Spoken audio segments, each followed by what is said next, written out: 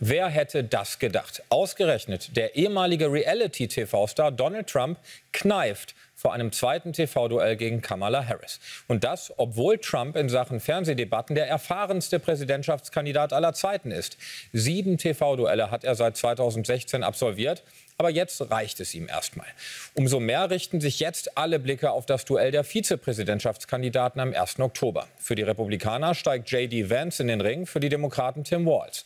Und die beiden werden wohl als rhetorische Rabauken auftreten. Schon im Vorfeld beschimpfte Vance seinen Kontrahenten Walz als Serienlügner.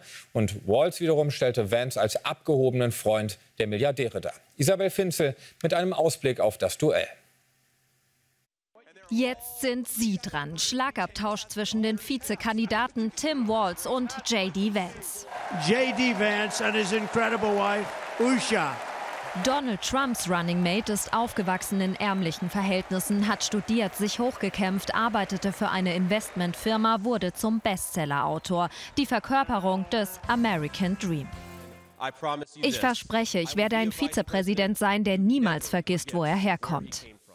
Der Trump-Vertraute war einst scharfer Trump-Kritiker, soll den früheren US-Präsidenten einmal mit Hitler verglichen haben. Jetzt ist er ganz auf Linie. Im Wahlkampf soll Vance vor allem Arbeiter ansprechen. Doch Kontakt mit Wählern klappt nicht immer wie gewollt. Ein Video, das viral ging, zeigt Vance in einem Donutladen. So richtig will sich dort niemand für ihn interessieren.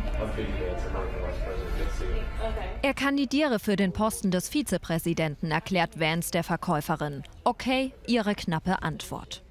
Welcome the next Vice President of the United States, Tim Walz. Tim Walz, Vize von Kamala Harris und Gouverneur von Minnesota, war Lehrer und Footballtrainer. Für Harris ist Walz die gewünschte Ergänzung. Sie, die Juristin aus dem liberalen Kalifornien, er der Bodenständige aus dem ländlich geprägten Nebraska.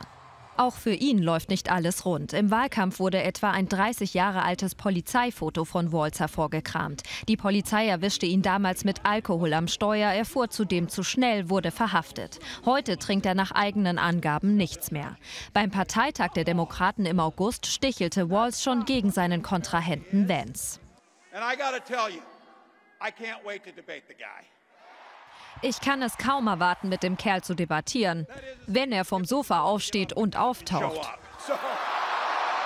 Debattieren kann Tim Walz mit J.D. Vance bald beim TV-Duell. In Beliebtheitsumfragen hat derzeit Walz die Nase vorn. 45% der Amerikaner haben laut einer YouGov-Umfrage eine positive Meinung von Walz, 40% von Vance.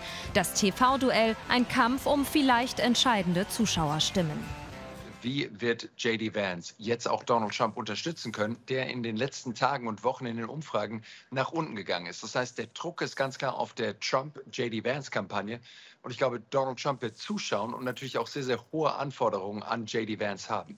Der Countdown läuft. Noch knapp 6 Wochen sind es bis zur US-Präsidentschaftswahl. Das TV-Duell der Running Mates wird eine der letzten großen Wahlkampfetappen.